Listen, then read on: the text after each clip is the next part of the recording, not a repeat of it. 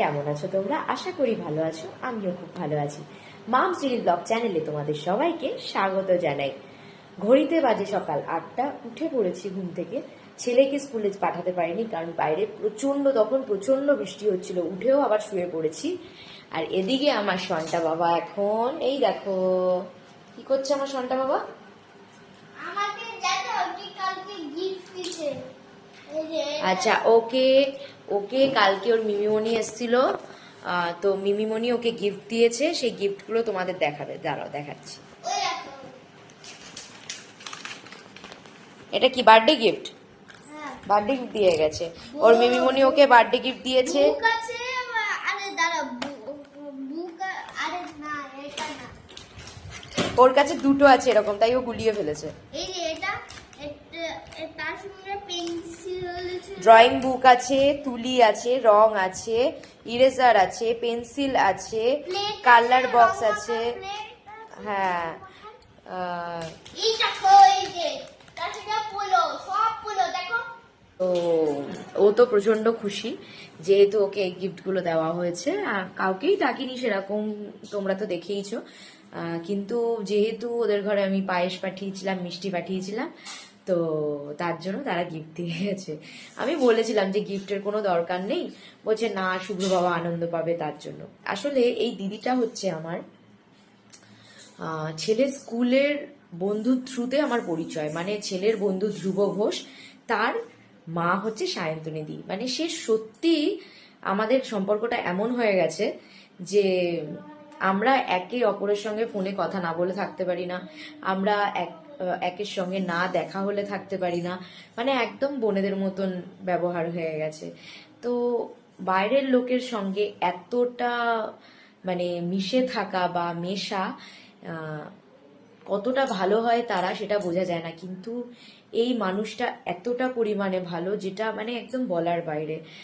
সে আমাকে যেরম ভাবে দেখে, মানে আমি যতটা ভালোবাসি, প্রচন্ড পরিমাণে ভালোবাসি সায়ন্তনীদিকে, তো সায়ন্তনীদিও আমাকে প্রচন্ড ভালোবাসে, নিজের বোনের মতন দেখে। তার হাজবেন্ড যে আছে তিনিও সেটাই করেন, আমাকে মানে বোনের জায়গাটা দিয়েছেন, আমাকে এতটা ভালোবাসে। তোমাদের একটা জিনিস দেখাই, দেখো বন্ধুরা, এই গুমোট গরম সবকিছুর মধ্যে দুধটা প্রত্যেকদিনই আমি জাল দিতাম, দুধটা কাটতো না। কালকে আমার শাশুড়ি মা বললেন সন্ধেবেলা যে হ্যাঁ আমি দুধে জাল দিয়ে দেবো, তো উনি আর দুধে জাল দেননি। তো জাল না দেওয়ার ফলে দেখো কি অবস্থা হয়েছে, একদম দুধটা কেটে গেছে। এই দেখো দুধটা কেটে গেছে। তো আমি আবার গ্যাসটা জ্বালালাম কেন, আমি এটাকে ছানা করে দেবো।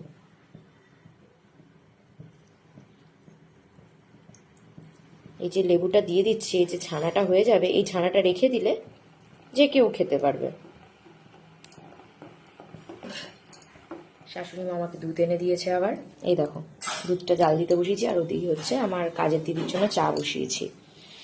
সে চলে আসলে ভাই নিশ্চিন্ত, মানে যাই হোক না কেন কাজটা ঠিক হয়ে যাবে। আর এদিকে ছেলের খাওয়া হয়ে গেছে। বাবাই পড়তে বস।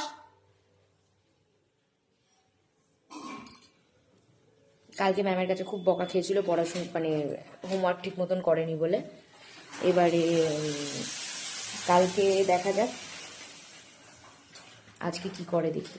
টিফিনটা নিয়ে চলে গেছে। এবারে আমাকে বলে গেল যে কালকে যে ইলিশ মাছটা আছে ওটা রান্না করতে, তো ইলিশ মাছটা রান্না করব। আরও দেখি কি করা যায়। আমার হাজবেন্ডের জন্য ডিমের ঝোল তো করতেই হবে, ওটা কম্পালসারি। আর আমি তো নিরামিষ খাবো, যেহেতু তৃতীয় সোমবার, এটা শ্রাবণ মাসের, তো ওর জন্য আমি তৃতীয় সোমবার, তো আজকে তো নিরামিষ আমার খেতেই হবে। আর ওদের রান্নাটা শেষ করে গ্যাস মুছে তারপরে আমি আমার রান্না বসাবো। ঠিক করে অঙ্কগুলো কর।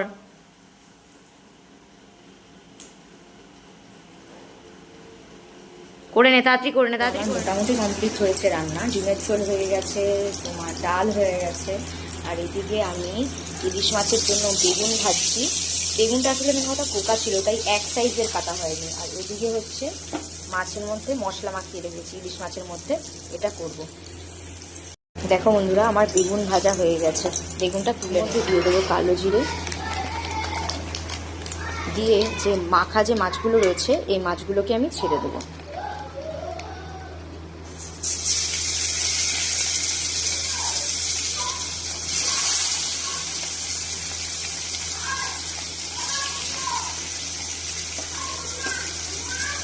আমি আসলে হাত লাগাচ্ছি না, কারণ হচ্ছে লঙ্কা যেহেতু দেওয়া রয়েছে আমার হাত থেকে না প্রচণ্ড জ্বালা করে, ওর জন্য আমি হাত না দিয়ে খুন্তি দিয়েই তুলে নিলাম।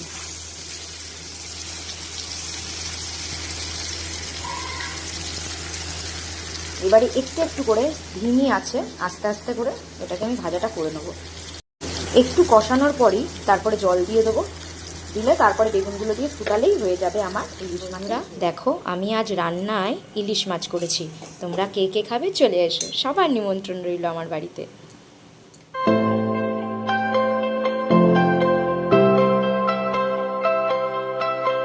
স্নান করা হয়ে গেছে, আজকেও একই অবস্থা ওয়েদারের, দেখো মেঘলা হয়ে রয়েছে আকাশটা, ওর জন্য আমি ঘরের ভিতরেই দিলাম, কারণ সকালবেলা যেরকম ঝড় বৃষ্টি শুরু হয়েছিল থামবে বলে তো মনে হচ্ছিল না, থেমে গিয়ে হালকা রোদও উঠেছিল, কিন্তু এখন একদমই রোদ নেই।